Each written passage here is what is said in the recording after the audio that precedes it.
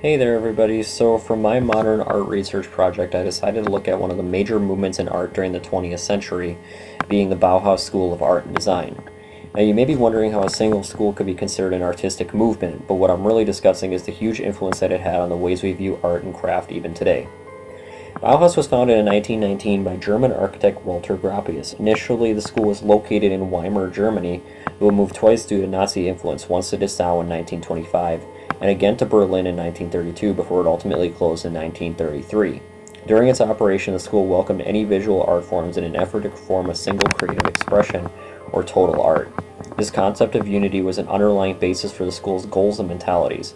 Bauhaus aimed at repairing the relationship between art and technology, as they feared the two were separating and that technology was progressing into a blandness that lacked personality, while art was losing its place in society. Therefore, the mission of Bauhaus became to unite fine arts and industrial design education, or in other words, creativity and manufacturing.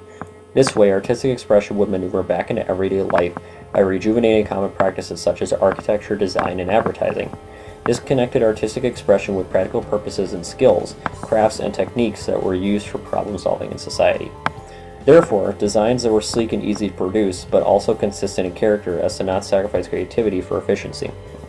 Techniques in all crafts were experimented with, which is highly reflective of the key famous instructor at the school, artist Wassily Kandinsky.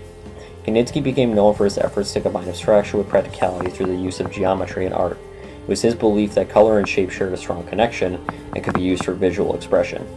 The two slogans attached to the Bauhaus mentality were "Form follows function and art into industry," demonstrating appreciation for the practicality and logic in design. Their views sent ripples throughout the world of art that opened the doors to greater artistic expression. By including courses in the curriculum such as cabinet making, metalworking, and typography, the field of art was expanded to include even more craft-like practices. Skills that were never viewed as artistic can now be appreciated for their creativity as well as their purpose in society. As stated, one practice clearly influenced by Bauhaus is architecture. Their mantra of functional yet artistic expression went into architectural design that was inspired by the school, and this is reflected greatly in the layout of the Bauhaus school itself in Dessau. Since Gropius was an architect as well as the school's founder, he wanted the architecture to reflect the beliefs held by students and staff. Therefore, he designed the campus with complete functionality in mind. As a rule, no decorative elements were installed into the layout, if they did not serve towards the purpose of the school's structure. If unneeded, it was not part of the final construction. Now, you may be curious as to how this enriches creativity, but it's in the uniformity and minimalist mentality that Gropius thought artistic expression could be found. From a top-down view, one can interpret a sense of unity from the way that the three main branches of this campus are connected. Each is connected by walkways that are either indoors or outdoors, and each contains dormitories or classrooms of various art departments. Literally, this united all art forms under one roof, while the asymmetrical design appealed both visually and practically, as everything was in close proximity. Being geometric yet asymmetrical gave the building the abstraction that was similar to other art forms of the time. The architecture was logical but also expressive in the artistic minds within. Another key component of the school's makeup was the extensive use of glass windows. This had an impact on design both from the perspective of an individual from outside and from one inside as well.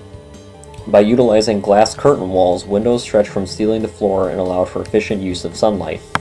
In addition, this gave students and staff clear view of the outside on top of multiple perspectives for them to look at.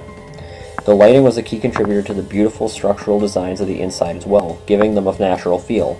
Spacious workshops and hallways were granted a glow that makes one forget the work that is being conducted within the walls. Finally, lecture halls themselves even became works of art due to their geometric structure and color. Large rectangular-shaped rooms allowed for spacious areas of learning, taking the sense of an auditorium. Tables and desks were arranged in a uniform manner, which endorsed practicality but also created the type of line art that is often seen in modern art as well. These forms, paired with primary colors such as red and blue, gave personality to learning, ultimately backing the school's beliefs once more.